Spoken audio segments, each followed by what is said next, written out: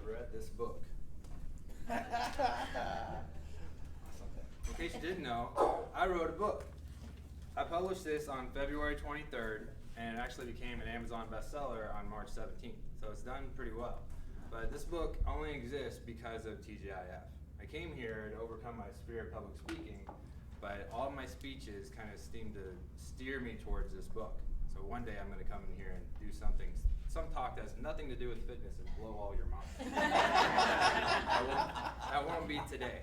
But as a token of my appreciation for this club, I brought everyone a book today. So Jeremy, you don't have one. Make sure you get one for you before you leave. But I wanted to just give you some insight today on how the book came about. And so when I first started thinking about how I can use the experience I have as a trainer to really help more people make fitness a priority, what I did was I did a poll, and I had 25 random people, and my question was, what are your top priorities in life? And the top two answers I got were family and career. Faith was a pretty popular answer too, but by far, family and career. But what was really telling to me and was alarming is that nobody out of all 25 people said anything about health and fitness. Nobody mentioned it. And that just blew my mind. So I knew if I would have changed the way I asked the question, if I would have asked, do you think exercise is important? Do you think eating better would be beneficial to your health? If I'd asked a question like that, I have no doubt everyone would have said yes. Everyone sees the importance of fitness, but it seems to be the thing we always tend to put off till later. So we don't think there's any way we can make it a priority now. We use all these obstacles in our lives as validation to ourselves is why we can't do it now. And so in my book, in the introduction of my book, I call all these out.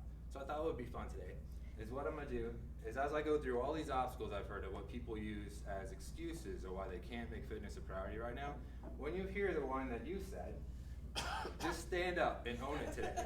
And so what we're going to do is once you hear something that you've used as a reason to not work out or to not eat right, just stand up and own it today. So we'll own this together. So here, I don't have any time to work out. I work crazy hours and it makes it impossible for me to get any consistent routine. I have kids at home I need to be there for. My kids have activities going on every other night of the week. I need to be there to support them. I travel all the time for work. I never know where I'm going, when I'm going.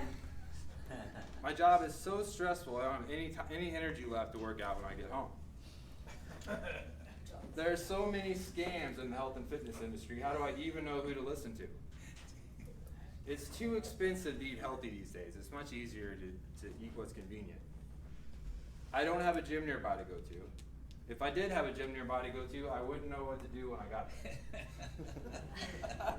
We all stay up for some of these? Okay, you can sit down. Thanks for playing. So we use all these obstacles as validation to ourselves is why we can't make fitness a priority in our lives right now. And the problem with that way of thinking is that all those obstacles I just said are not going anywhere. These are all obstacles that are not going to go anywhere. We use these obstacles as excuses to put things off, but tomorrow becomes a day that will never come. And so really, this has become my first book now, as amazing as that sounds. And my second book is going to be a workbook, a 6-week workbook that'll go along with this book, and that's what I'm working on right now. And so this is an exercise. There'll be some exercises in my seminars that will go along. This first one that I'm mastering right now is just going to be kind of a wake-up call for everyone. And so we're going to do this together. This is what I call the fit list. And so if you don't have anything to write down, you can just do this in your head. I want you to think of 5 people in your life who you think has made fitness a priority. 5 people you know, 5 people in your life who has made fitness a priority, and however that means to you. I'll just give you a couple minutes to write that down. 5 people who has made fitness a priority in their life, a top priority in their life. Okay, now, next to each one of those names, I want you to write down what obstacles they've had to overcome to make this happen. How did they pull this off? What obstacles do they face? Do they have jobs?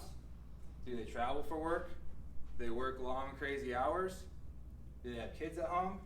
Do they have multiple kids at home that are involved in activities? Are they single parents? What other obstacle you can think of? Go ahead and write it down.